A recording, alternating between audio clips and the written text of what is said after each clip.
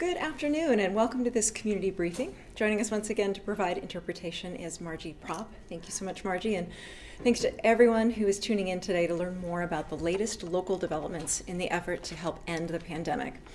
And I want to begin by thanking all of you who have done the single most important thing you can do right now to help end the pandemic, getting vaccinated. As of this afternoon, our county continued to lead the state in the percentage of residents who are fully vaccinated, with just over 46% of Lancaster County residents having completed their vaccinations. And we are pleased by the promise of growth in that number when you consider the fact that, as of today, more than 65% of Lancaster County residents aged 16 and older have received at least one dose. Many have asked, why is it that our community continues to keep setting the pace for our state? And I would point to the care, concern, the commitment, and the compassion that the people of Lincoln and Lancaster County have demonstrated throughout the pandemic. You continue to do what it takes to slow the spread and save lives and livelihoods. And I also point to the fact that your care, concern, commitment, and compassion have been matched every step of the way by our local health department and its partners. Since we launched the first vaccination clinic at Pinnacle Bank Arena on January 22nd, our health team and partners have held 62 clinics. This means that the tireless and dedicated local public health professionals, the nurses, the doctors, the nonprofit leaders, the volunteers holding those signs, they've stood up on average one clinic every 1.5 days for the past 13 weeks. That's what winning looks like right now in this extraordinary moment in our community's history. And the noteworthy aspect about winning in this race to vaccinate against the virus and its variants is that winning doesn't come at anyone else's expense. The more we succeed in reaching our vaccination goals, the more safe and more secure everyone across our community, our state, and our nation becomes. And I think about that a lot as a mother. 2 of my 3 children are old enough to be vaccinated. My oldest daughter, who's away at college, just got her first dose yesterday. And I feel so relieved knowing that she is now less likely to get sick or cause someone else who is more vulnerable than she is to get sick. And I also take comfort knowing that because she and my 16-year-old son have had their first doses, and because my husband and I will both get our second doses this week, we are helping to build a web of protection for all of the children in our community who are not yet eligible for the vaccine, including our youngest daughter, who is just 12 years old. I hope that if you are on the fence about why it matters to get vaccinated, you will pause to consider what your vaccination might mean to a child aged 15 years or younger who does not yet have the option of rolling up their sleeve. Here to share more on the subject of protecting our community's youth through school-based vaccination clinics and to give you an update on our local conditions is Health Director Pat Lopez.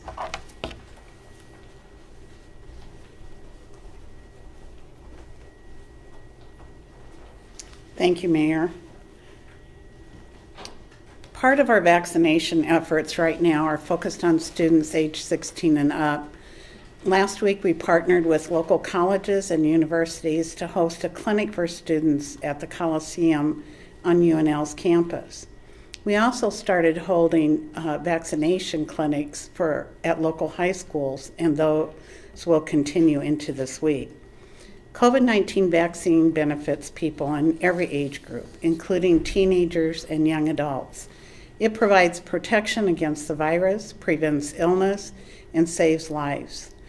It also helps slow the spread of COVID-19 and its variants in our community.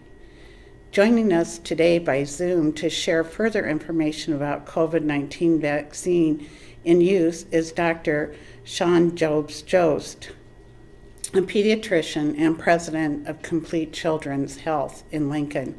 Thank you for being here with us today. Thanks for the opportunity. I really appreciate it. And I really appreciate the work that the health department is doing to work with our schools to get our adolescents vaccinated.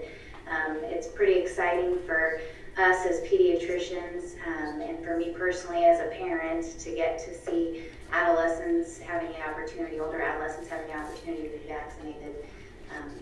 The disease of COVID-19 in adolescents is not typically as severe as it is in older patients.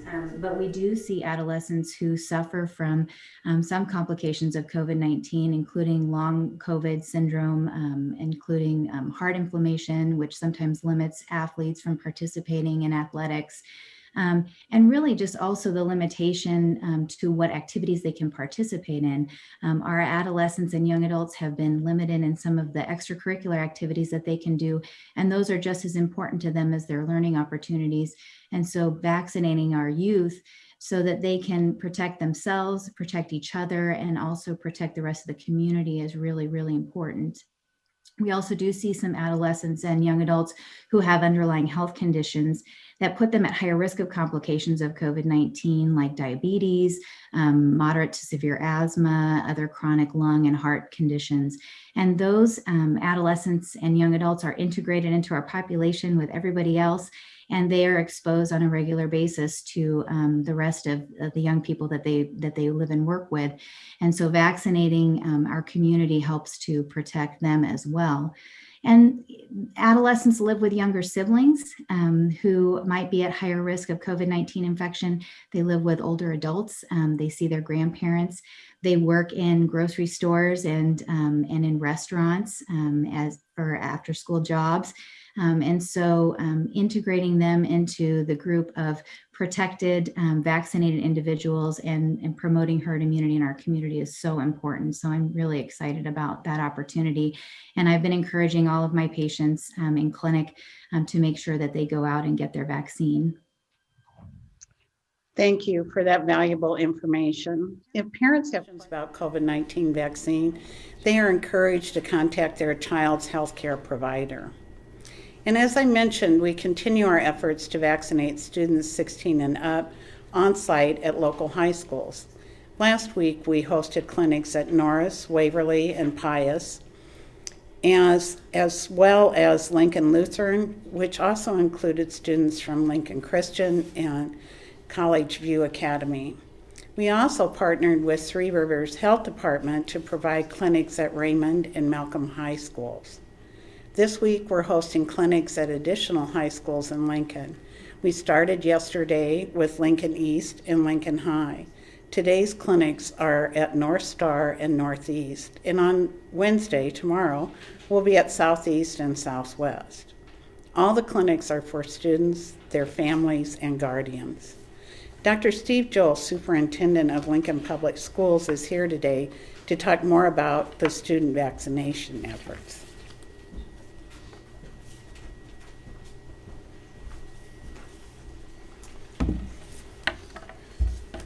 Well, thank you, Director Lopez and Mayor. Appreciate the opportunity very much to be here. It's certainly been a journey, and it seems like we ought to be nearing the end, but of course we're not. But we are taking major steps forward. I want the community to know how much we at Lincoln Public Schools appreciate your leadership, Mayor and Director Lopez. The collaborative effort that we've been able to put together between the school systems, meaning all of the county school systems, as well with the health department and city hall, has been instrumental in getting us to this point. But as you've mentioned and many have mentioned, we still have a long way to go. It's hard to believe we only have 4 weeks of school left. It seems in so many ways that we just started this journey. We're grateful to have been able to keep our schools open, and our remote learning numbers have come down precipitously. I believe our teachers are much more comfortable today than they were when we launched this. But we have 4 more weeks of school left, and we also know we have to be on our guard during that time.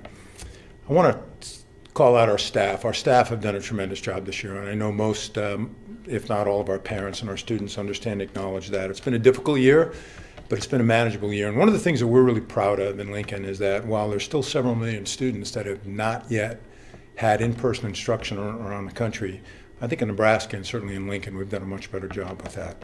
I want to thank our parents for their tremendous support during this year. And although the pandemic plan raised a lot of questions and certainly, caused people to think twice about how safe schools were, I think for the most part our parents trusted us, and I want to thank them for their support. And I want to thank our kids for their great effort. This has been a difficult year for students, and I want the seniors, or at least the parents of the seniors that are listening to this broadcast, know that we're working to increase numbers at graduation. That's coming up here in a very, very, very short period of time. So over the last couple of days, we've had more than 500 high school kids, students, be vaccinated. In fact, yesterday I was at Lincoln High, and as Director Lopez has heard us, many people say with regard to the city clinics, it went off without a hitch. Students were excited to be there. Of course, there's always a little bit of student nervousness about getting a shot, but for the most part, they were looking forward to the event, and certainly they know, as several had indicated to me, that the way we're going to get through this is we're going to get more students vaccinated. We're going to get more of their parents vaccinated. Had a chance to talk with a young lady at Lincoln High who brought her mother, who couldn't tell me how grateful she was for the opportunity to participate at the high school clinic. So thank you for making that available. And as Director Lopez mentioned, we have 2 more clinics tomorrow. I want to urge all of our students and staff members that have not yet been fully vaccinated to take advantage of these opportunities. We get a lot of questions on a daily basis about what is next year going to look like. Well, here's one prediction I'll make. We won't have a 600-page pandemic plan like we had at the beginning of this year, but we will have a pandemic plan, and that pandemic plan will reflect where we are as a community with regard to how safe our schools are going to be, because we don't want to become a transmission site for COVID-19. Having said that, the best way to get back to normal, as many people hope and wish for, is to get vaccinated. To get vaccinated and continue to follow the DHMs, wear masks, we go wash hands, socially distance. We're getting some more leeway right now with regard to schools and gatherings and extracurricular participation. We're going to take full advantage of that. But at the end of the day, we want to make sure that our students and our staff and our parents and our community are safe. And we know that the number of positive cases within Lincoln Public Schools has continued to drop, not only with students, but certainly with our close to 77,500 employees. And the number of students that we have to exclude because of close contacts has begun to drop. So I think that plays out in our remote learning numbers that are under 14% today. Many will recall we began the year at over 30%. I believe that reflects that more of our parents have confidence in how safe our schools are. And we know this, with less disruption, meaning less time out of school, less worry about acquiring something as like COVID-19, we can get back more quickly to high quality teaching and learning and meeting all of our students' needs. And that is ultimately our goal. And we also know that that's the community's goal as well, too. So our hope is that soon we can begin to vaccinate those under 16. And I know that day is coming, and we'll take full advantage of it. And until then, we're going to continue to just do our part. We feel like we play a critical role within the Lincoln community. And again, very much appreciate being involved in these conversations and having a chance. Director Lopez, you and your staff have been incredible. I want the community to know that. We probably have asked close to 1 million questions. We've sought kind of 1 million workarounds. And at the end of the day, we do what's right for our students and for our staff and certainly for our community. So I'll close by saying that probably sometime in June, maybe mid-June, we'll come up based on the best information we have with the pandemic plan for 2021, 2022. And in the meantime, we're going to continue to work collaboratively with the city and the health department, and we're going to do the best we can. But I want to urge people to please get vaccinated. I want our students to get vaccinated, and if need be, we'll schedule additional clinics. But the reality of it is we have an opportunity now to really not only lead the state in vaccine rates, but maybe set some kind of a state record for pandemic. So let that be our goal. Let's keep working together. And again, I appreciate very much the opportunity to be part of the press conference.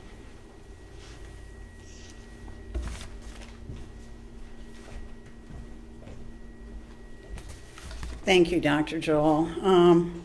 At the Health Department, we really appreciate our collaboration with LPS and all of our school districts to offer the clinics. And I really would be remiss in not remarking on how how helpful all of our schools have been and how they have come together to work with us as a community to do what's best for our students and for the staff at the schools to make them a safe place. And it's really been a real privilege to work with them in an open environment where we really discuss and look for solutions. So as Dr. Joel said, and I want to remind you, please get your vaccine. And if students miss the opportunity to get vaccinated at their high school clinic, there are other options, including upcoming public clinics or local pharmacies that offer the COVID-19 vaccine. This week, there are 4 larger public vaccination clinics. Tomorrow, a first dose drive-through clinic at Gateway Mall. And on Thursday, a second dose clinic at Pinnacle Bank Arena. And there's a first dose clinic at CHI St. Elizabeth on Saturday, along with another drive-through clinic at Gateway Mall. Residents can register and schedule an appointment for the drive-through clinics by going to covid19.lincoln.ne.gov. Just click on the green registration and scheduling box. Fill out your information, and when you click on your preferred vaccine at the bottom of the form, you'll see the dates of the upcoming clinics. Click select, and then you can schedule a time. People who are already in the registration system will be contacted to schedule an appointment. We are also partnering again with the Asian Community and Cultural Center to host a smaller scale clinic on this Friday. As we look ahead to the next few weeks, you will see an expansion of smaller scale clinics in the community. We have worked with partners to host several successful clinics in our community, including clinics at long-term care facilities, churches, and cultural centers. And we will continue to hold larger clinics, but we are also continuing to work with various partners to host neighborhood clinics. These clinics will provide residents with additional opportunities that help make vaccination accessible, convenient, and close to home. We have 2 neighborhood clinics scheduled for the next week. One is Tuesday, May 4th at the Air Park Recreation Center from 3 to 7, and the other is on Wednesday, May 5th at the Belmont Recreation Center from 4 to 6 p.m. We will be working with partners and others on outreach to area residents and businesses about the clinics. We are finalizing additional dates and locations for more neighborhood clinics and will provide that information in the near future. We continue to encourage people to get vaccinated at the first opportunity. Every person who completes vaccination brings us closer to reaching our goal of having 75% of our community 16 and over fully vaccinated. As of today, more than 162,000 residents have received 1 dose of vaccine. That is more than 65% of our population aged 16 and up. Almost 114,000 residents are now fully vaccinated, taking us up to 46%. We're making steady progress and must maintain our forward momentum. We'll continue to see percentages rise as more people are vaccinated, especially in some of the younger age groups who recently became eligible for vaccine. I also want to provide a brief update on the Johnson & Johnson vaccine.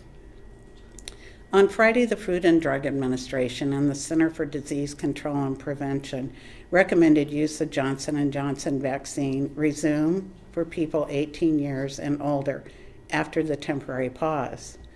Both federal agencies recommended a pause in the use of Johnson & Johnson vaccine based on 6 reported cases, including one in Nebraska, of a rare and severe type of blood clot in women after receiving the vaccine.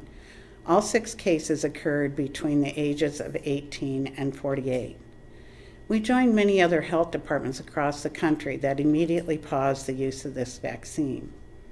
During the pause, medical and scientific teams to the FDA and CDC examined all available data. The review shows that the known and potential benefits of J&J vaccine outweigh its known and potential risks. However, the CDC and FDA note that women younger than 50 years old should be aware of the rare but increased risk of the condition, and that there are other COVID-19 vaccines available where this risk has not been seen. We reviewed the findings and consulted with the state, and we are planning for a Johnson & Johnson vaccine clinic and to be held on Saturday at the drive-through clinic at Gateway Mall. Last week, the COVID risk dial moved to the low yellow for the first time. This was a slight improvement after being mid-yellow for 9 consecutive weeks. Local data continues to hold steady and make small incremental improvements. So this week we are remaining in low yellow on the dial.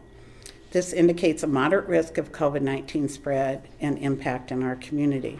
We continue to see improvement in the number of new weekly cases in Lancaster County. On this chart, the blue line shows the weekly case count, and the yellow line shows the trend downward.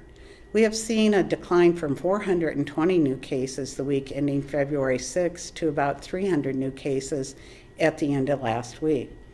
That was ending April 24th. This was a slight increase from the 264 new cases reported the week ending April 17th, but the overall trend is encouraging. We also continue to see a small increase in the number of COVID-19 patients hospitalized locally, but the current increase is mainly due to patients from other communities. The 7-day rolling average of local hospitalizations increased from about 25 the week ending April 10th to about 34 last week ending April 24th. And at a closer look at the data, it shows that COVID-19 hospitalizations of Lancaster County residents have actually declined slightly over this time frame. This is represented by the orange line, and you can see the decline from about 22 the week ending April 10th down to about 20 the week ending April 24th. This can be attributed to the success of our vaccination efforts, especially for those over the age of 65. Over 78% of our residents aged 65 to 74 are now fully vaccinated. As I mentioned earlier, just over 46% of our population aged 16 and over is fully vaccinated. That moves us to the orange category for the vaccination metric. To get into the yellow category, we need to have 60% of the population 16 and older fully vaccinated. And the vaccination metric will move into green when we reach our goal of having 75% of the population fully vaccinated. We are on our way. This week we have reached over 65% of our population age 16 and over who have had at least that first dose of vaccine. Also this week, we now have 3 age groups that have reached the 75% mark for initiating vaccination. Over 75% of the residents aged 85 and older have had at least 1 dose. More than 80% of the residents aged 75 to 84 have had at least 1 dose. And nearly 86% of the residents aged 75 to 74 have initiated vaccinations. In addition to the progress of initiating vaccination, this chart shows that the progress we've made since the beginning of the year related to the percentage of our population 16 and up who are fully vaccinated. As you can see, at the end of January, we were at just 4.9% fully vaccinated. At the end of February, we increased to 12.2%. Then at the end of March, we moved to 23.9%. And as of yesterday, we reached over 46% of those 16 and older that are fully vaccinated. As more people return to receive their second doses, we will continue to see that fully vaccinated percentage catch up with the initiated vaccination percentage. Thank you to all of those in the community who are getting vaccinated and helping us to reach our goal. With the COVID-19 risk dial remaining in low yellow, we are still asking everyone to maintain caution. The variants do have the potential to cause COVID-19 to be more severe, spread more easily, require different treatments, or change the effectiveness of the current vaccines.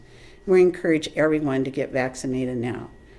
The vaccine is the way we are going to overcome COVID-19 in our community. With that, we'd be happy to take any questions. Hi, Pat. This is Matt Olberding with the Journal-Star. Hi, Matt. Hi.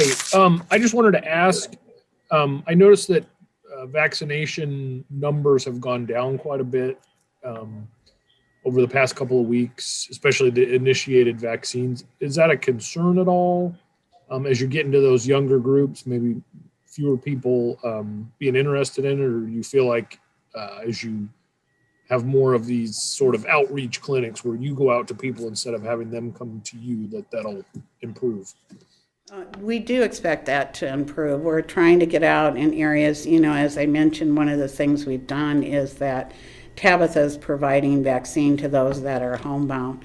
But we also knew that there would be a time, we had always planned to go out into the community and have neighborhood clinics from the very beginning. And now we've reached that point that we're at that place where we can make it more convenient and more accessible for people to easily get the vaccine. And we expect to see us continue to incrementally go up, but we're not going to go up by 8,000 at a time or 30,000 doses a week as we've done in the past, as we're moving down through the population.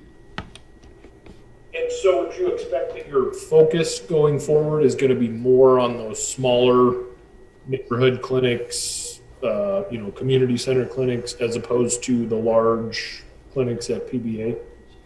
Yes, at this point, we expect to be working with the neighborhoods. We're working with our Black ministers to hold another clinic. We're working with El Centro for some other clinics, but we're also working with other recreation centers and other areas of town to really reach people where it's not as convenient for them to come in and get vaccinated. So at this point, that's what we anticipate doing. Okay, thanks.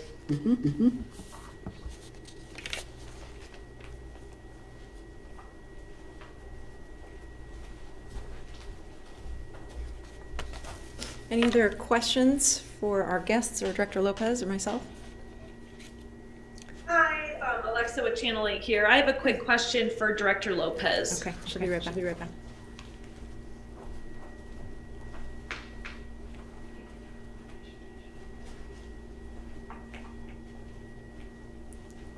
Hi, Alexa.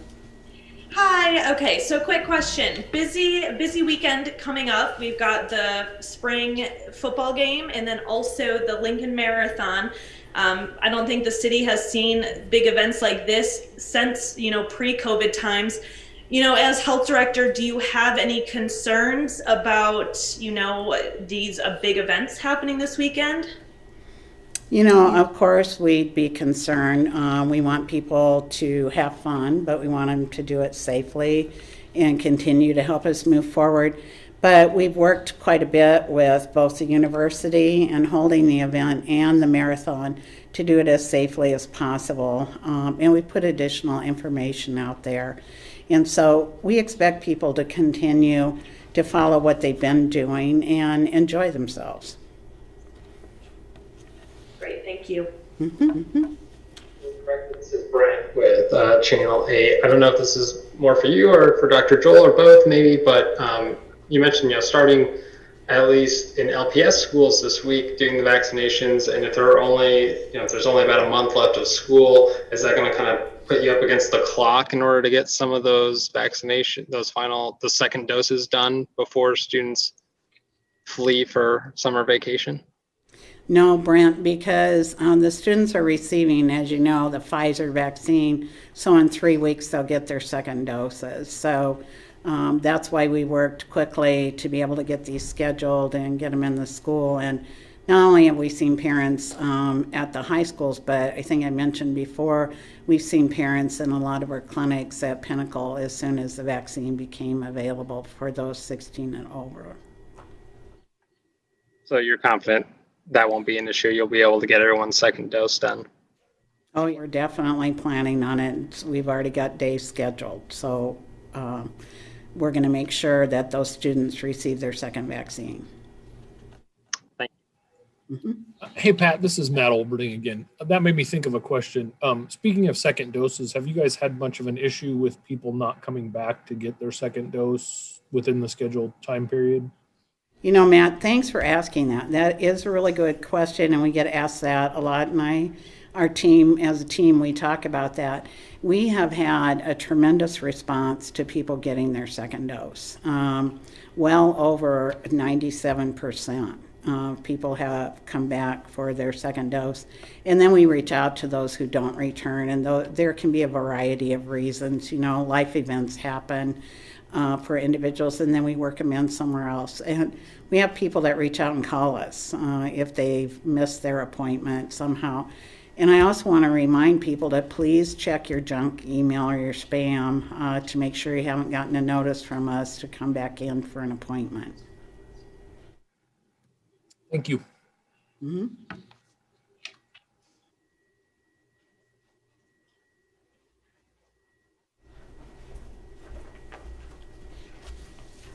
All right. If there are no further questions, I'll just say once again to thank Dr. Joel for his leadership with the schools. Thanks to all of our educators who've been partnering with the health department. Thank you, Dr. Jones-Jobst. And of course, thank you to Director Lopez and her team. Thank you to you, all of you who have been tuning in and wearing your masks and washing your hands and watching your distance and getting vaccinated. That's a winning combination in our collective efforts to defeat the virus. And on behalf of the youngest members of our community in particular, I offer you the deepest gratitude. Thanks so much. Thanks, Margie.